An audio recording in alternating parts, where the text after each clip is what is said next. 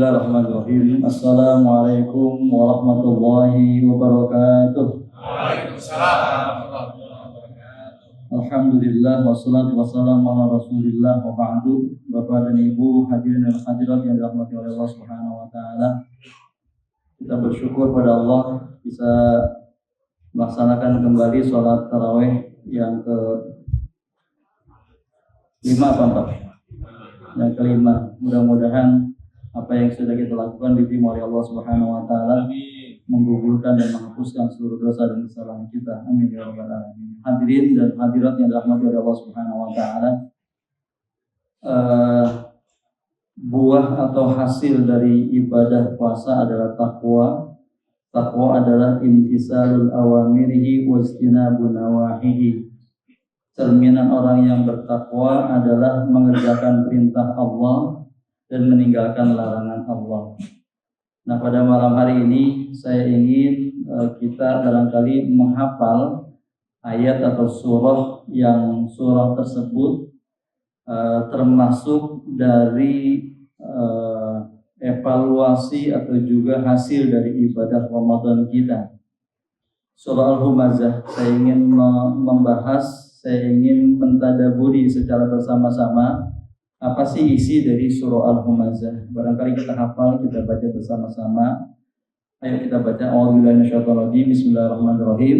Wailul likulli humazatil lumazah alladzi jama'a malan wa 'addada yahsabu anna malahu akhlada kalla la yunbadanna fil hutama wa ma adraka mal hutama narullahil muqada allati tanṭali'u 'alal af'idah innaha 'alaihim mursada fi 'amadin mumaddada.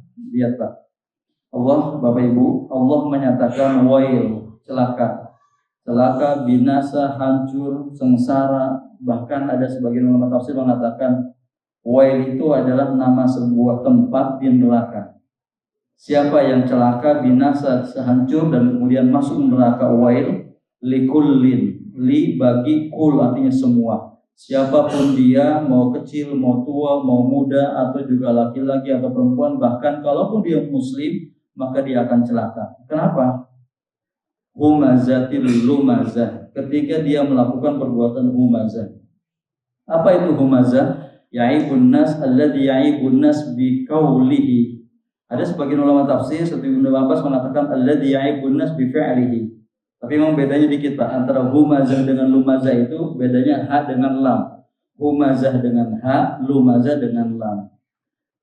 Orang yang senantiasa menjelekkan orang lain, menggibah orang lain, memfitnah orang lain, mencari kekurangan orang lain dan kemudian dia sampaikan dengan mulutnya, itu humazah.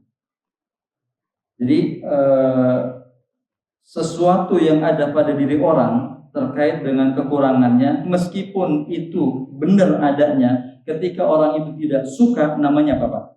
Ghibah. Tapi kalau sesuatu yang dia bicarakan dan itu tidak benar ada pada diri orang tersebut, namanya apa? Fitnah. Ghibah sama fitnah sama Pak. Al-fitnatu asyaddu minal qatl. Fitnah itu lebih besar dosanya dibanding membunuh seperti itu. Nah, makanya kemudian yang namanya humazah yaitu senantiasa mencari kelemahan orang lain kemudian dia ceritakan, entah dalam bentuk ghibah, entah dalam bentuk fitnah, entah dalam bentuk namimah, mengadu domba, atau mencari kekurangan dan sebagainya, maka ini kemudian dikatakan oleh Allah, wail, celakalah dia. Begitu juga lumazah. Lumazah itu alladzi ya'ibun nas bi fi'lihi, dia mencari kekurangan orang lain, menjatuhkan orang lain, kemudian dia ungkapkan dengan perbuatan. Saya ambil contoh ya Pak, misalnya saya mau keluar dari podium. Misalnya gini, kalau ada kekurangan dari orang misalnya, kemudian mohon maaf. Misalnya temennya atau siapapun misalnya agak kekurangan dalam bentuk fisiknya. Misalnya kecil lah atau mohon maaf jalannya agak-agak gimana gitu. kemudian dia contoh-contohkan, tapi tujuannya untuk apa? Untuk menjatuhkan, itu namanya lumazah. Atau kemudian juga dengan kedipan mata, lihat ya, atau dengan mulut, nah itu, dengan bahasa-bahasa seperti itu namanya lumazah. Maka Allah mengatakan, wail, celaka orang yang melakukan kepada orang lain perbuatan seperti itu dengan tujuan untuk menjatuhkan orang. Alladzi jama'a mala wa adada, orientasinya dunia, jamaah mengumpulkan mal, harta, wa adada, ngitung-ngitung. Yahsabu anna malahu akhlada, karena waktu cuma 10 menit ini saya agak cepat. Mengira bahwa hartanya itu kekal. Kalla la yumbadanna fil khutamah. Allah katakan enggak. Apapun kedudukan yang dia miliki, meskipun misalnya dia punya harta banyak, karena innallaha la yanduru ila suwadikum wala ila ajsamikum walakinallaha yanduru ila qulubikum wa ila a'malikum. Allah itu enggak ngelihat pakaian kita, enggak ngelihat kendaraan kita, enggak ngelihat rumah kita, enggak ngelihat jabatan kita. Yang Allah lihat apa, Pak? Hati sama amal ibadah kita, seperti itu. Maka kalla la yumbadanna fil khutamah. Ketahuilah, kalaupun kalian terhormat, kalaupun kalian kaya, kalian pejabat, tapi kemudian suka menghina, menjelekkan orang lain, maka la yumbadanna ay la yulqayanna, kalian akan dilemparkan ke neraka yang namanya khutamah. Khutamah itu kalau kita baca tafsir, Pak, misalnya Ibnu Katsir atau kemudian Al-Maraghi atau tafsir Fathul Ghaib atau tafsir yang lain lah, silakan. Itu khutamah itu disampaikan nama neraka yang kalau dilemparkan di situ maka remuk semuanya, hancur itu badan apapun.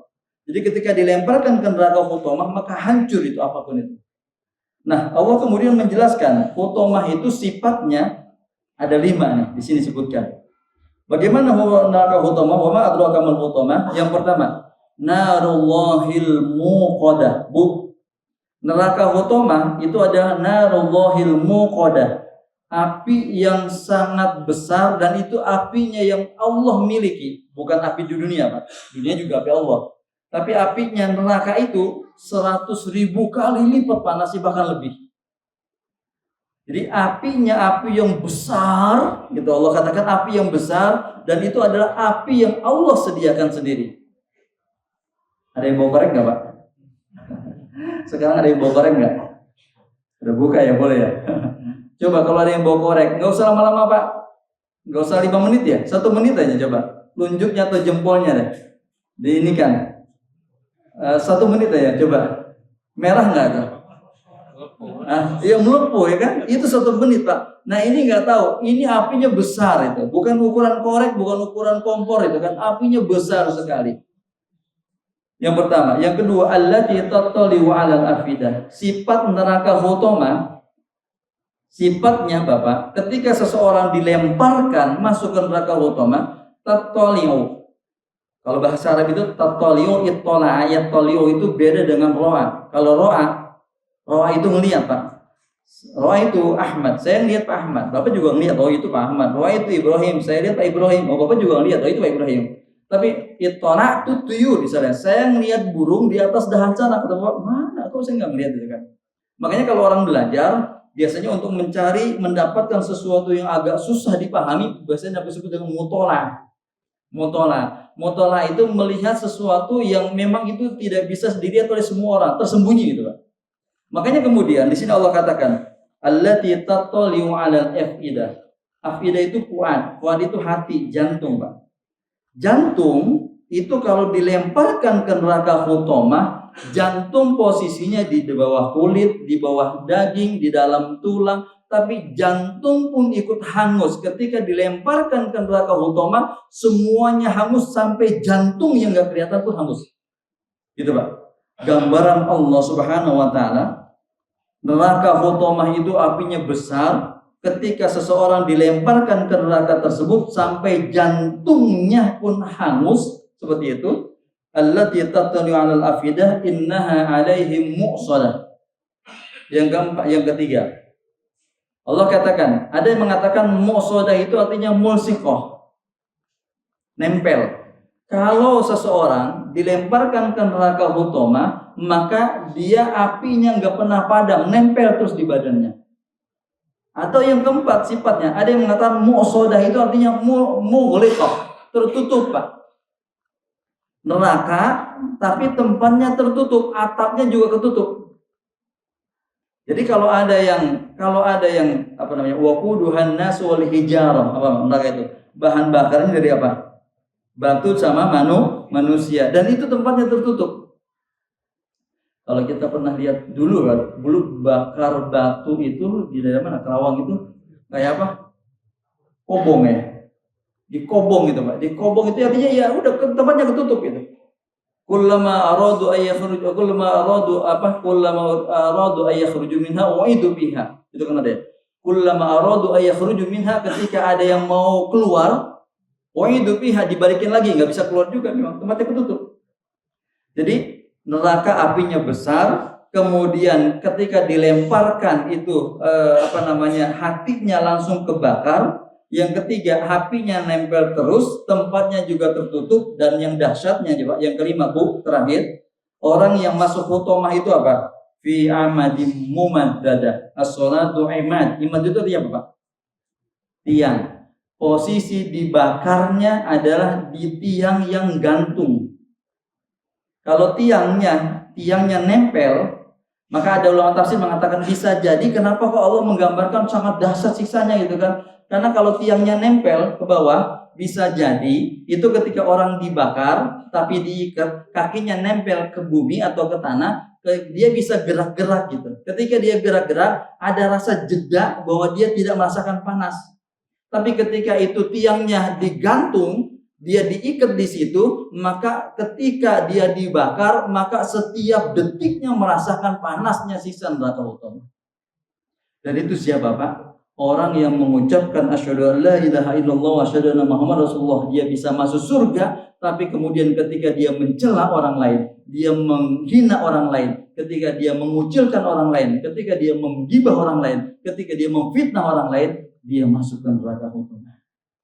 Kenapa? Ramadan kita dilatih untuk mengendalikan lisan kita, karena bisa jadi jangan-jangan ketika kita tidak mengendalikan lisan kita, bukan pahala puasa, tetapi yang terjadi apa Pak? Malah masuk neraka utama. Nah itu barangkali. Jadi hikmahnya, kenapa Rasulullah SAW menyatakan betapa banyak orang yang puasa tidak mendapatkan amal puasa? Kenapa? Salah satunya adalah ketika dia tidak meninggalkan perkataan bohong, ketika dia tidak meninggalkan mencela orang lain, ketika dia tidak meninggalkan menggibah orang lain, ketika dia tidak meninggalkan memfitnah orang lain. Ternyata Masya Allah, ini sangat besar sekali yang Allah sampaikan. Hukuman bagi orang yang mengecilkan orang lain, memfitnah orang lain, menggibah orang lain adalah dia masuk ke neraka utama. Man lam yada, apa kata Rasulullah? Man lam yada qaula zur wal amal bih falaysa lillahi hajatun fi ayyada ta'ama wa syaraba. Barang siapa yang tidak meninggalkan perkataan jelek, perkataan mengecilkan orang lain, menggibah, memfitnah dan sebagainya, maka Allah enggak butuh kepada puasanya. Seperti itu. Kita puasa sudah berapa hari? 4 hari ya. Ada yang Kamis atau Rabu Pak? Rabu lah. Kamis, Jumat, Sabtu, Ahad. Sudah 4 hari ya berarti ya. 4 hari, mudah-mudahan yang namanya orang takwa itu Ramadannya kita kejar, puasanya, sholat tarawihnya, tilawahnya, tahajudnya, tahajudnya, sedekah, infaknya kita kejar. Tapi jangan lupa Pak, yang namanya orang takwa itu adalah Bu? Istinabu imtisalul awamiri wastinabu nawahihi, menjauhi yang dilarang oleh Allah. Salah satunya adalah mengendalikan mulut kita, sampai Rasulullah katakan, barang siapa yang mampu menjaga mulutnya dan menjaga kemaluannya, adman lahul jannah, akan aku jaga, aku akan garansi untuk masuk surga. Itu barangkali hikmahnya kenapa kita tidak hanya mengejar ibadah puasa, mengejar tilawah, mengejar salat tarawih, mengejar sedekah, tapi kemudian mengejar juga jangan sampai semua amal ibadah kita hangus, habis gara-gara kita tidak mampu mengendalikan lisan kita. Mudah-mudahan bermanfaat, menjadi pengingat bagi kita semua. Ternyata satu surah Al-Humazah ini sangat besar, hukumannya bagi orang yang tidak mampu mengendalikan lisannya, dia akan dibakar dengan 5 sifatnya neraka hukumah. Naudzubillah min dzalik. Mudah-mudahan bermanfaat. Subhanallah wa bihamdika asyhadu an la ilaha illa anta astaghfiruka wa atubu ilaik. Assalamualaikum warahmatullahi wabarakatuh.